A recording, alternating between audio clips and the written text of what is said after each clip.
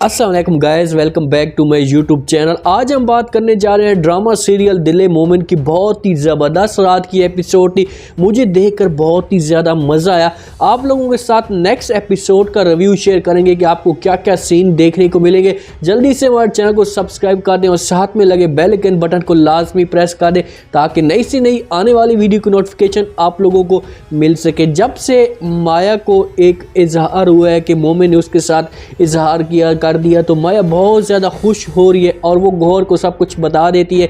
तो गौहर को जैसे पता चलता है, गौहर तो ये सब कुछ पहले ही नहीं चाहता था। वो तो नहीं चाहता था कि किसी भी सूरत में माया के साथ मोमिन की शादी हो, क्योंकि उसने अपने जो ख्वाब थे वो माया के साथ सजा कर रखे थे। तो उसने ये फैसला कर लिया कि आखिरकार वो मोमिन के घर वालों को मिलना चाहता है और मोमिन के घर जाना चाहता है, उनको जाकर ब्लैकमेल करना चाहता है ताकि इस चीज़ से मोमिन साथ थोड़ा सा डर जाए। जैसी मोमिन उनके घर से बाहर गाड़ी से उतरता है, फ़ौरन दरवाजे के बाहर देखता है कि उसका वालिद और उसकी माँ कहीं जा रहे होते हैं। हाथ में मिठाई का डब्बा भी होता है।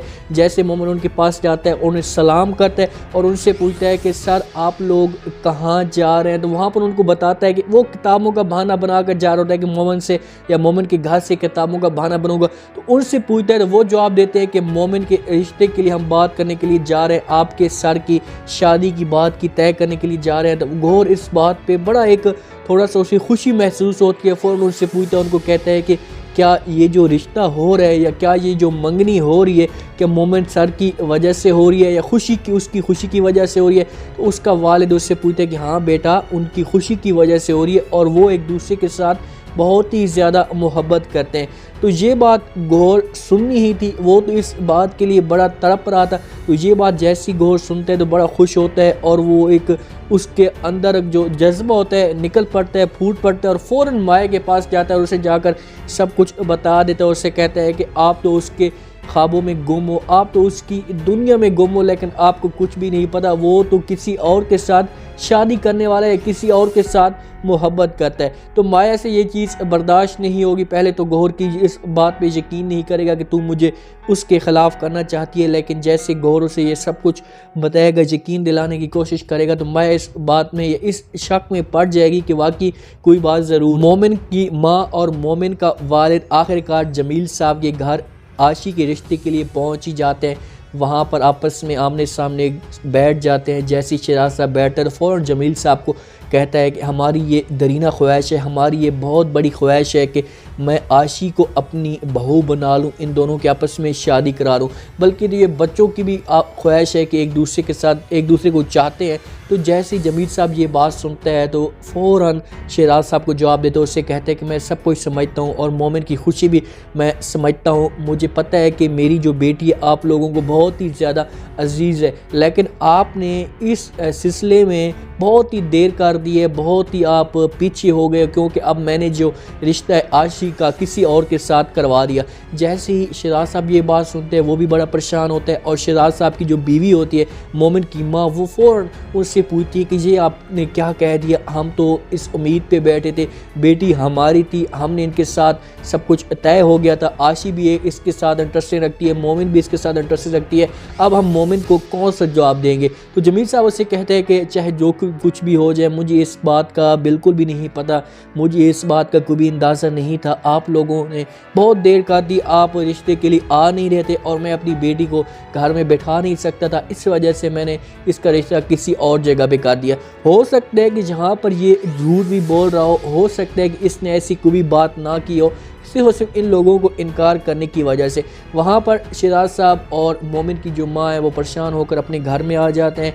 मोमिन भी उनके पास बैठा होता है, आपस में सारे बैठे बातें कर रहे होते हैं। तो मोमिन की माँ उससे बोलती है कि जो फैसले हैं अपनी मर्ज़ी के ख़िलाफ़ या ज़बरदस्ती किए जा रहे हों उसके ख़िलाफ़ आवाज़ उठानी चाहिए, मतलब कि हमें उठना चाहिए। ये ज़्यादती कर रहा है, एक दो दिलों को आपस में तोड़ने की कोशिश कर रहा है। तो वहाँ पर शहजाद साहब उससे बोलते हैं कि अब हम कुछ भी नहीं कर सकते, कि इनकी अपनी बेटी है और हमें अब ये सब कुछ सब्र के साथ काम लेना पड़ेगा, क्योंकि इसने रिश्ता कर लिया, अब हमारे हाथ में कुछ भी नहीं है।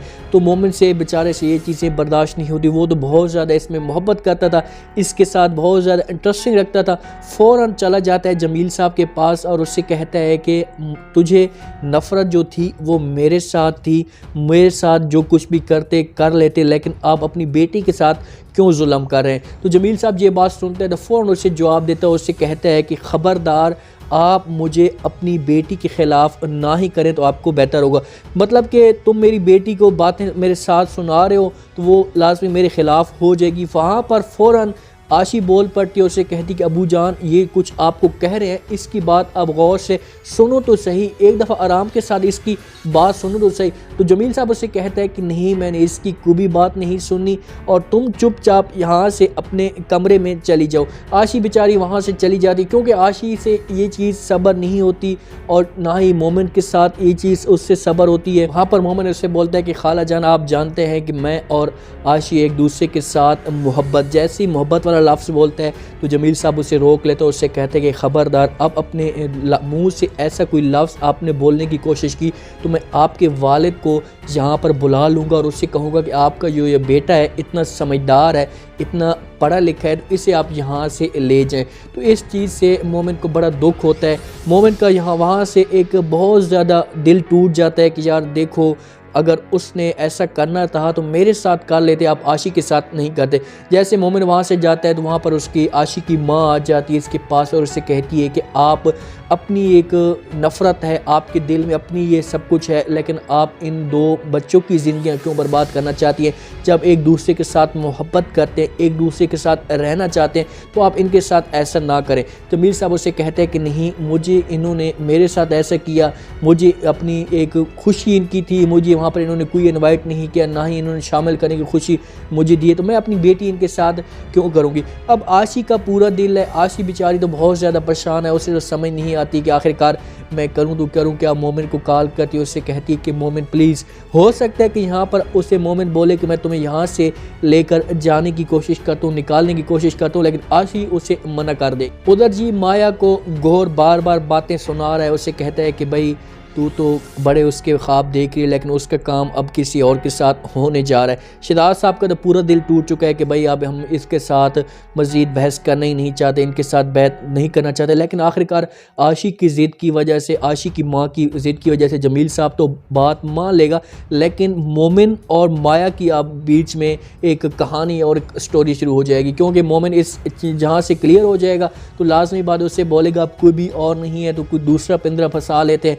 तो माया और इसका आपस में एक मोहब्बत शुरू हो जाएगी। गौर तो बीच में पूरी कोशिश करेगा, इसके ऊपर इल्ज़ाम लगाने की कोशिश भी करेगा, लेकिन मोमिन अब साफ इनकार कर देगा, उससे कहेगा कि अबू जान नहीं, मैं अब इन लोगों के साथ शादी करना ही नहीं चाहता, मैं शादी करूंगा तो अब माया के साथ ही करूंगा। तो स्टोरी अभी बहुत ज़्यादा इंटरेस्टिंग बनती जा रही है। स्टोरी में सबसे जो मुझे अब ज़बरदस्त सीन इस वजह से मज़ा कर रहा है कि अब आशी का इनकार हो गया, आशी के घर वालों का इनकार हो गया इसकी तरफ से, तो अब माया और मोमिन का आपस में एक कहानी शुरू हो जाएगी। मोमिन को भी पता चल चुका है तो माया मोमिन के पास आएगी और उससे कहेगी तुम ये क्या कर रहे हो, तुमने मेरे साथ इजहार किया। तो मोमिन उससे कहेगा कि मैंने तुम्हारे साथ कोई भी इजहार किया नहीं किया और ना ही मैंने ऐसी कोई बात की है। तो माया उससे कहती कि ये सब कुछ क्या था, ये सब कुछ तुमने क्या किया। पर जी अब इनका आपस में माया और मोमिन का एक अब सिस्टम शुरू हो जाएगा इनका आपस में, इन दोनों का, और आशी बीच में बेचारी और लटक जाएगी। तो उम्मीद है आज का ये छोटा सा रिव्यू, छोटा सा प्रोमो आप लोगों को पसंद आया होगा।